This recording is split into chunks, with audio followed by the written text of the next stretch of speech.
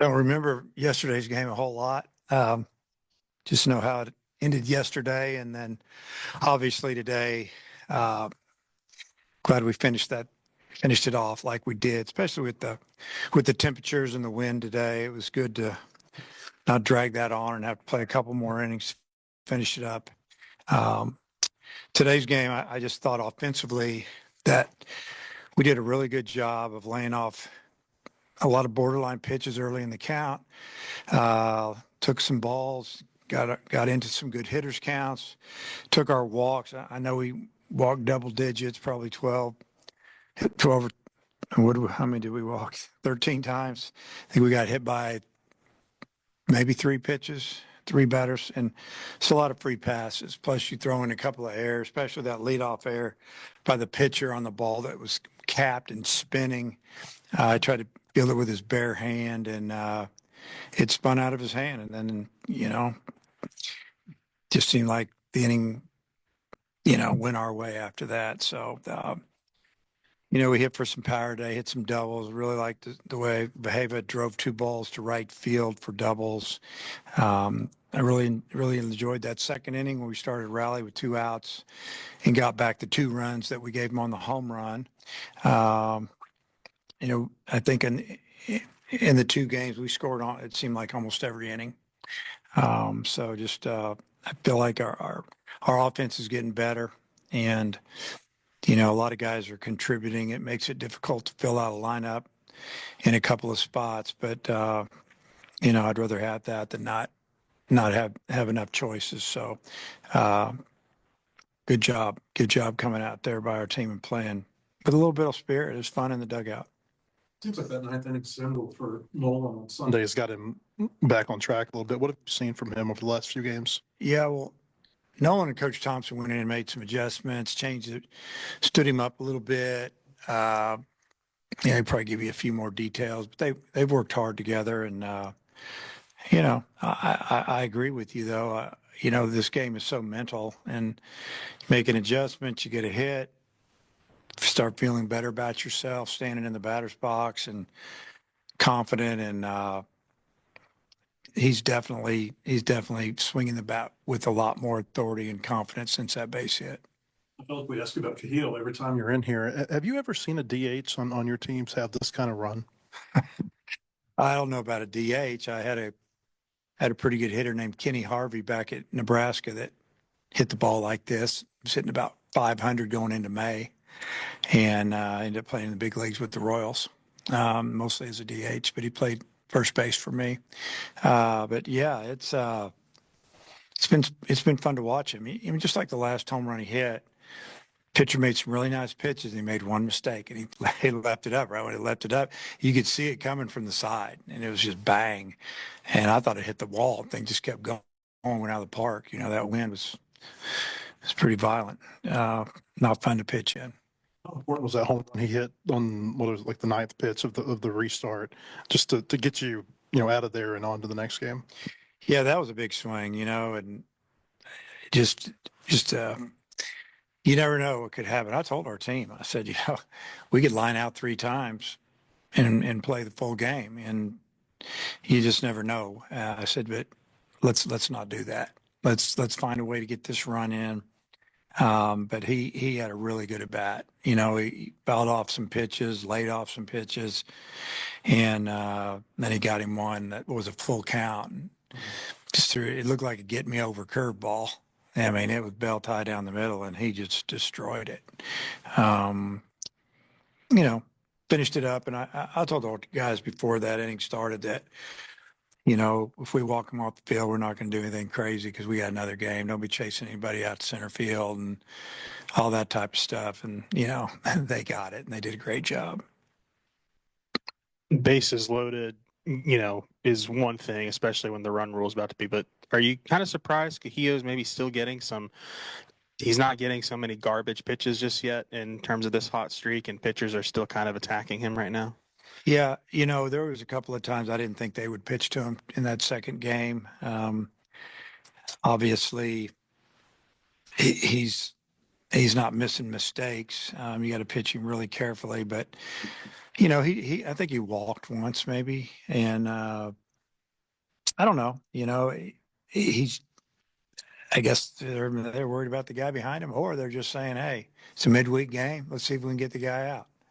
Maybe they didn't feel like that, they were going to be able to keep up with us offensively. And um, they just, they just went after him. I think that, you have a player this hot, you got to have somebody behind him swinging it well, so he will get some pitches. And, it was really good to see, Kendall get into one there, because that was going to be his last at bat, no matter what he did. If he got on base, I had a runner for him. So just trying to get him a few more at bats. And it's good to see him be aggressive. We've talked to him about that. Be aggressive, get you a pitch, hammer at first pitch, look for a pitch. And he got him a fastball down the middle end, and he hit it hard. Davlan, 4 RBIs, 4 runs here in the second game. You joined Kendall in hitting one to right field there. I mean, how good is it to see him be able to have some power there at the top of the lineup in the leadoff spot? Well, he's got power. We saw it in the fall. He hit some balls a long way.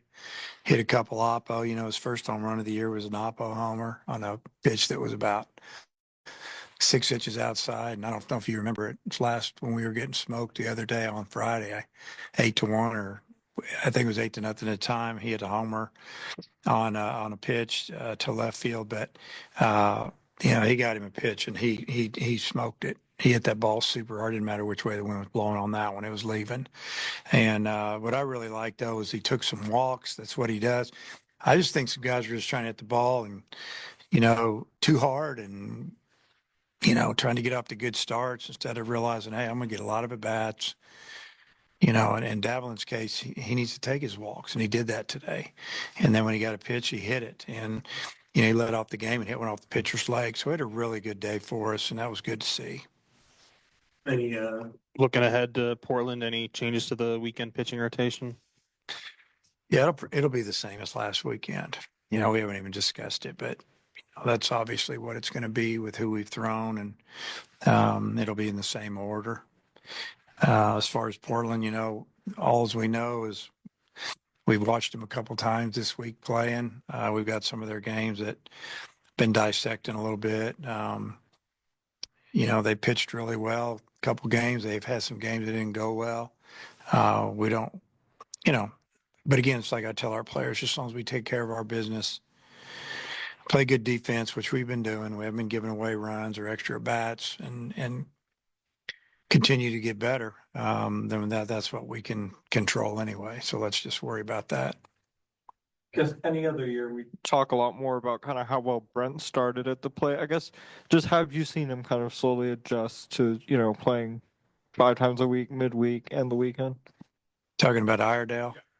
Yeah, I mean, I think he's physically ready to play every day. And, he played 2 years of junior college ball in New Mexico, and not like his luxury junior college over there. They're riding vans and eating bologna sandwiches and all that other stuff. So he's pretty tough. I don't think he's going to have any problem playing 4 or 5 games a week. And he even gave me a funny look when I told him I was taking him out of the game, which I like that. But yeah, he's gotten off to a pretty good start. His at bats are good. Every now and then he'll take strike 3, but I'd rather, have him be under control instead of chasing balls and stuff. And he's been pretty steady Eddie right there at 3, 4, 5 in the order.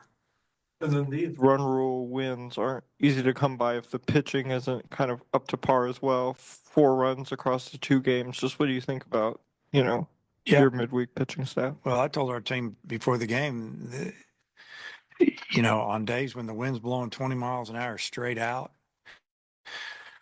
and, the team that plays good defense and doesn't walk people is going to win. And that, would we walk one guy? I don't think we hit anybody. They walked 13 and hit 3. We scored 15 runs on 9 hits. I mean, that's winning baseball, especially on a day like this. And the pitcher did a good job. Ben got 2 quick outs in the second. Guy fights him a little bit, gets on base, and he gives up a home run. And all of a sudden, we're down 2-1. And And then he had a pretty good outing after that. But it's it's nice when you can on a Tuesday or Wednesday you can throw Tank McGuire or McIntyre. Those guys are good. Get them an inning, get them 2 innings, whatever we need to do. And we had a couple of young guys that were ready to go the last couple innings, and then I'm glad we scored the runs that we did. I would have been nice to get those 2 guys in, but there's some more opportunities coming. I wanted to follow up on a couple of things you said at the Swatters Club the other day on Hunter Dietz that he ended up throwing, and if so, So what did it he's look like? going to throw, I think it's tomorrow. Yeah. And that'll be good for him to throw to some live hitters. You're talking about Gabe and just location and everything with him. From a mentality standpoint, I mean, how's he handled the stuff the last couple of weeks? Because he hasn't gone through that a whole lot. Yeah, I think he's handled it really well. I mean, he's upset with himself, and he's a hard worker. He's a dedicated kid, man. He wants to win, and he wants to be as good as he can be, and he's got a lot of pride. And I look forward to watching him pitch on Friday. I think he'll have a really good outing. Coach, you touched on already a little bit about Nolan and Kendall both, leaving the park today. What does that do when you look forward to the weekend, having the 2 of them get going to the lineup as a whole? Yeah, I mean, if you just grab a box score and you look at some batting averages or statistics, and you're kind of going, okay, that guy and that guy, we can get those guys out, but they're both pretty talented.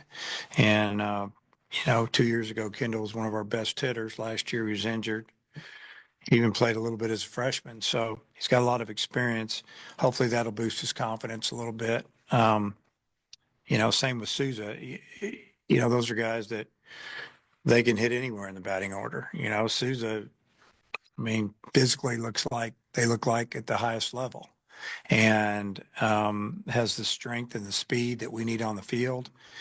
So it'd be great to have him hit and get on base because he can steal bases, and he wants to. We had to calm him down out there at second.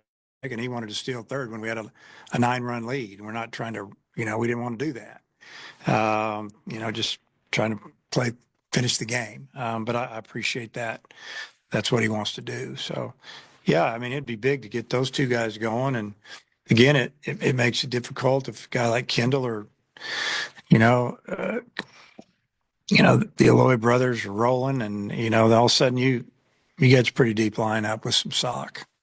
BetOnline is the world's most trusted betting platform and your number 1 source for online betting in 2025. Whether you're a seasoned fan or a first-time bettor, BetOnline is your ultimate game day companion. With the largest selection of odds on everything from NBA and college basketball to the NHL and UFC, BetOnline continues to be your number 1 sports betting source. From every three-pointer to hat trick, BetOnline has you covered with odds, stats, and more for every game, every play, and every win. BetOnline, the game starts here.